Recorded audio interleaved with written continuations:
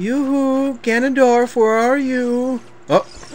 Well, here's the welcoming committee. Whoa!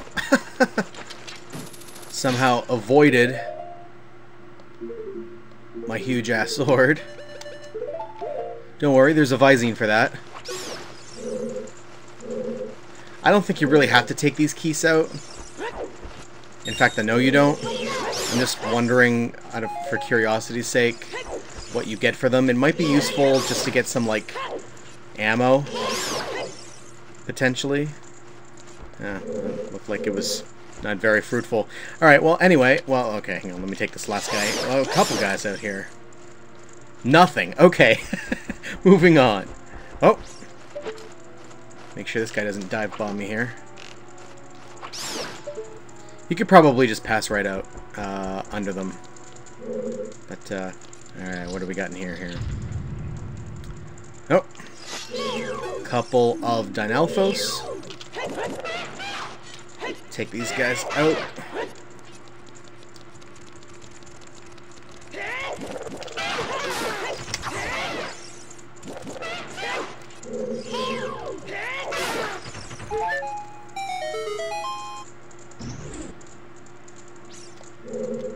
There's the ammo that we were looking for. Not that we really needed it, but I'm just, you know, if you did. Okay, there's one chamber down, and it looks like this is how this inner chamber in his castle is gonna go. As we kind of just keep going up and up, higher and higher. Ooh, hello here. The chest in fire, and we're meted with a couple of Stelphos now. There's obviously a much smarter way of fighting Stelphos, but I get a little impatient here. And the bigger sword helps a lot with being able to get around their defenses like that. Alright. One final big golden chest here to unveil the game's absolute final boss room key. Ooh. Alrighty. Onward. Higher and higher and higher. Up the spire. Okay, now this is an interesting room here because it is the last of these types of chambers. The couple of iron knuckles here blocking the way. And we can pass right by them, but obviously the exit is locked, so we're going to have to fight them. This is kind of the trick to these here. You can see there's a white one and a black one. There's actually no difference between them, though. It's not like one is harder than the other or one is faster than the other, whatever. But the trick is that you really don't want to have to take on both of them simultaneously. That's just going to make it that much more difficult. So try to wake them up just one at a time, and they obviously wake up when you bump into them or attack them or whatever. So just be very careful that you only hit one with your sword as opposed to accidentally both of them, because then they'll both come alive and charge you there. Okay. One down. Nothing doing there. Alright, Mr. Black Iron Knuckle. Give me what you got.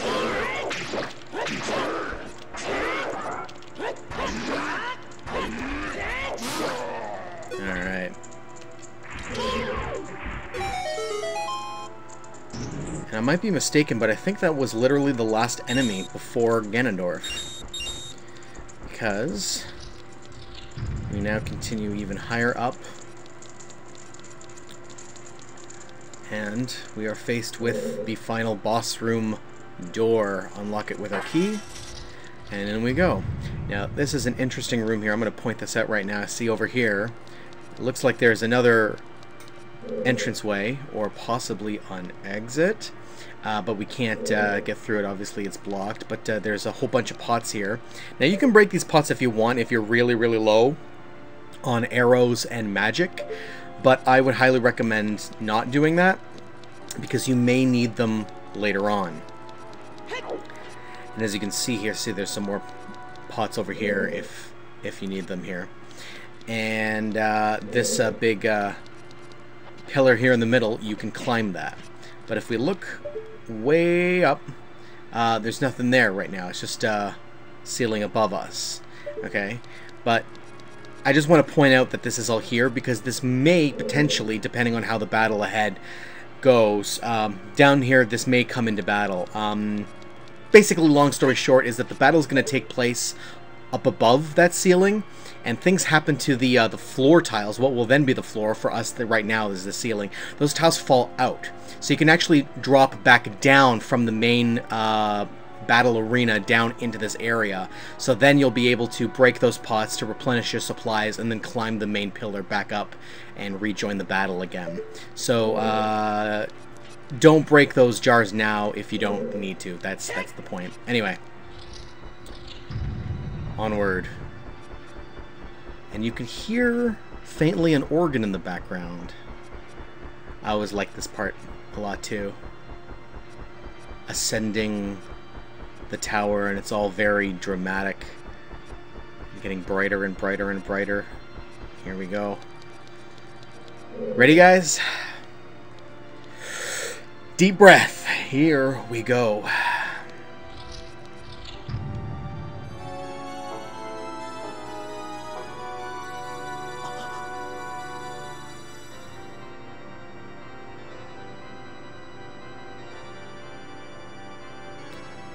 Ooh.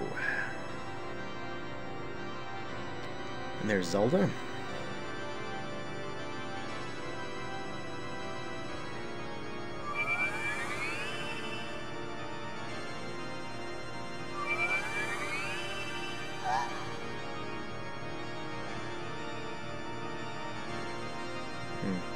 We already had full health, but if we had less than full health at this point, during that little animation there, we would have had our health completely returned to us.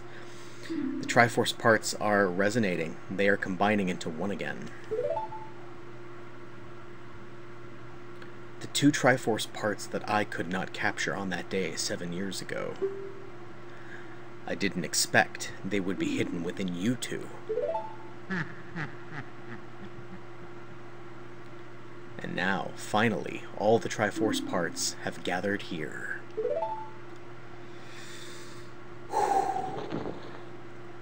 These toys are too much for you.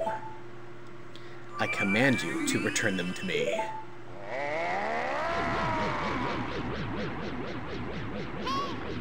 Jordan, I can't help you.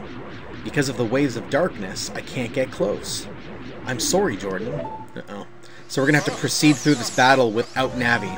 Great King of Evil, Ganondorf. Here we go. Okay, first thing you're going to want to do is run to one of the corners, because the first thing he always does is one of those ground pound attacks, and that always knocks out the first row of those tiles. Now, the first part of the battle here is exactly the way that Phantom Ganon battle was in the Forest Temple. We just got to keep batting back and forth his attack at him until finally he makes a miss, or you make a miss, but until one of you gets hit, basically. Now that he's stunned, quickly get out your light arrows here. Oops. It would have been good if I actually had them equipped. That was a waste of a perfectly good arrow. The nice thing about this, at least, is that it'll be a lot easier to do this when we have the Biggoron sword, unlike in the Forest Temple.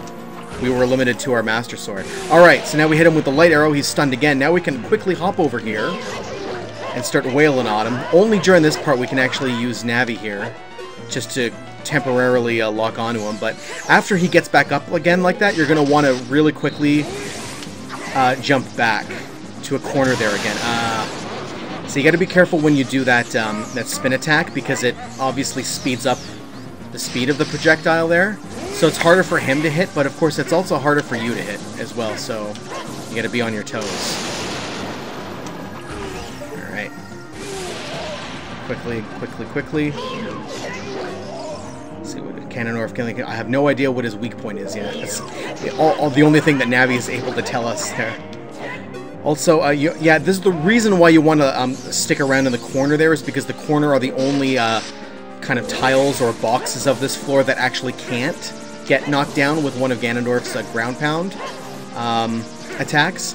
Usually you don't have to worry about him doing those unless you like stand around close to him for too long. So that's why I recommend running quickly away to the corner as fast as you can.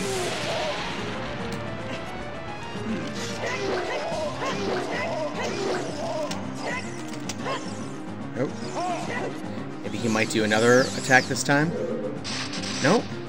He does have another attack where he gets like a charged energy attack, and then he throws these like homing beams at you that can seek you out no matter where you are, and they like almost always hit you. But the kind of trick to that is to just stun him with a light arrow while he's in the middle of charging that attack, and then he can't even hit you. And there you go.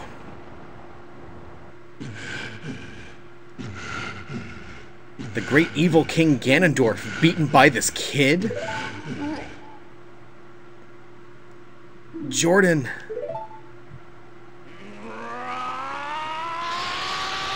Oh, he's pissed. Oh, crap!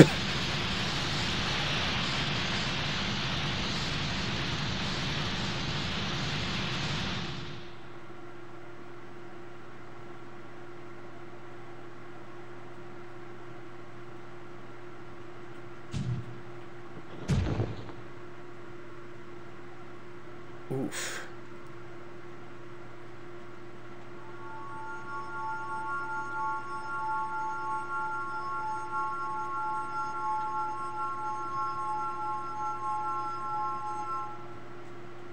Okay, and we freed Zelda. Well, that wasn't too bad. Ganondorf, pitiful man. Without a strong, righteous mind, he could not control the power of the gods, and... Uh-oh. That can't be good.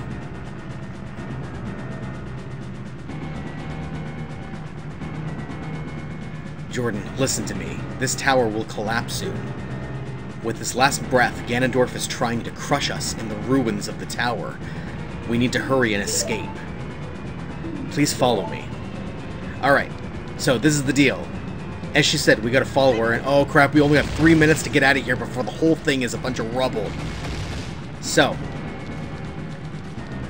you don't want to get too ahead of her either, because otherwise she can actually like stall, and then you'll have to like go back for her, because she can like kind of spook and get scared. So make sure you're kind of sticking close by her. And this is the reason why you want to stick by her too, is because she can use her magic ability to raise those gates. So she is our ticket out of here. She's the only way that we can escape. Also, in these areas here, obviously, it goes without saying, but be careful of that falling debris.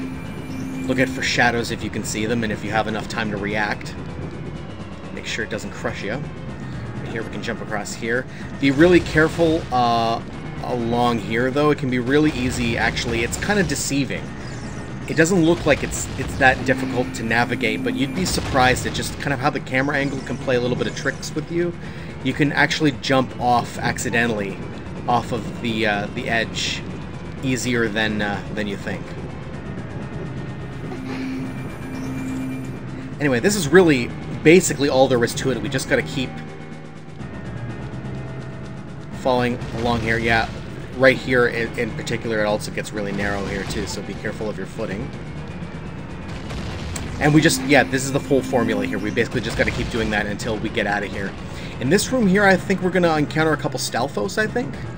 As soon as we get up close to Zelda here, if we follow her, yeah, she gets trapped in fire, and the only way to free her is to take out a couple of Stalfos really quickly.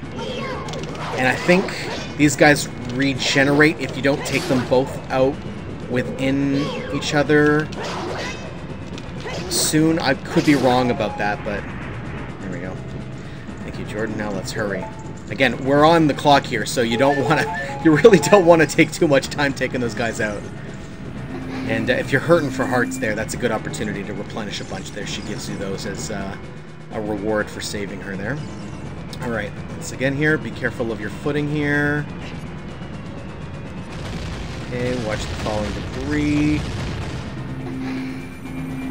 You kind of want to get really close up to the gate too, because sometimes you can be standing close by, and for some reason it still won't like trigger properly for her to open the gate, and she won't open the gate until you get up there with her, right? Like, see how she got to the gate way ahead of you, but she didn't do anything until you were up there to meet her. So you got to kind of, with your control stick, sort of press into the gate as well. Okay, we're almost out of here, though. Gotta weave left and right here to avoid those falling rocks. Okay, I think we're almost out. We've almost made it. Home stretch, home stretch. Here we go. Uh-oh. Re-dead, re-dead. Ignore him, ignore him, ignore him. Just run past, run past.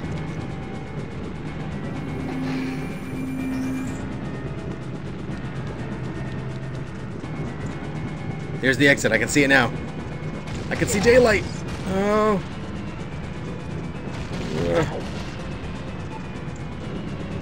Come on, Zelda, get us out of here. Whew. Hey!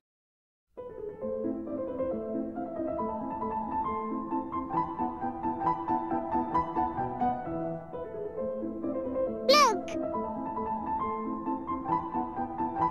Listen!